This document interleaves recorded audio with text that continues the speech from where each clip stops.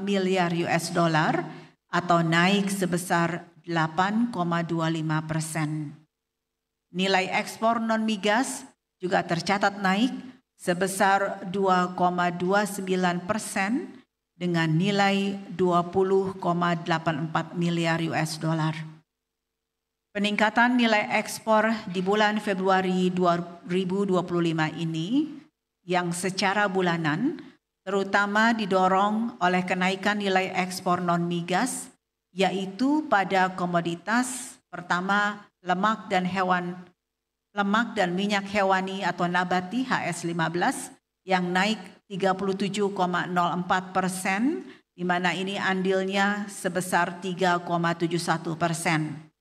Kedua adalah komoditas mesin dan peralatan mekanis serta bagiannya atau HS84 yang naik sebesar 37,85% dan andilnya sebesar 0,92%.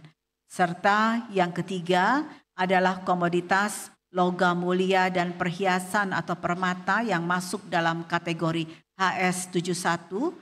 Ini naik 16,45% atau andilnya sebesar 0,66%.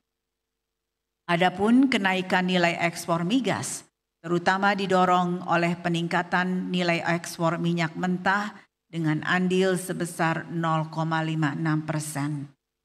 Secara tahunan, nilai ekspor Februari 2025 mengalami peningkatan sebesar 14,05% atau secara year on year, di mana kenaikan ini didorong oleh peningkatan ekspor non-migas terutama pada lemak dan minyak hewani atau nabati HS15, kemudian komoditas logam mulia dan perhiasan atau permata HS71, dan juga komoditas besi dan baja yang masuk dalam kategori HS72.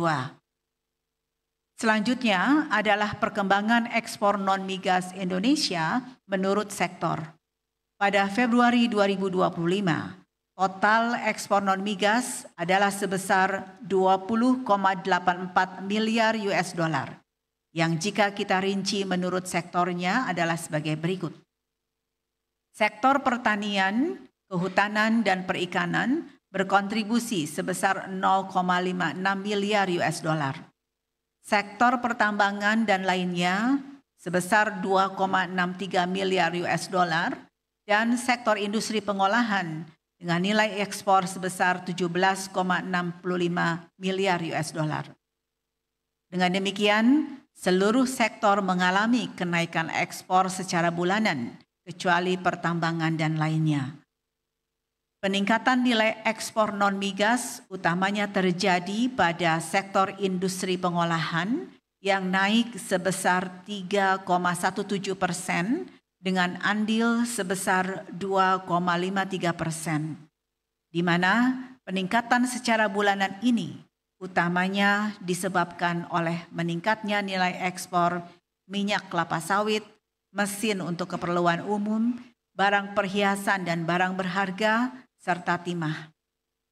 Secara tahunan, semua sektor mengalami peningkatan kecuali sektor pertambangan, di mana peningkatan nilai ekspor non-migas secara tahunan terutama didorong oleh kenaikan nilai ekspor industri pengolahan yang sebesar 29,56% dan memberikan andil sebesar 20,89%.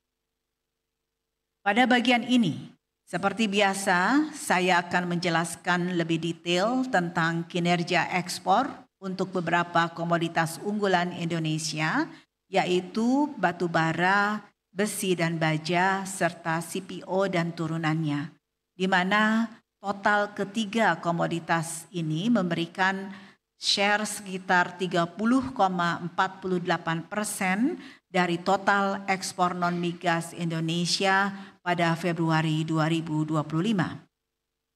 Nilai ekspor CPO dan turunannya naik 58,35% secara bulanan dan naik sebesar 89,54% secara tahunan.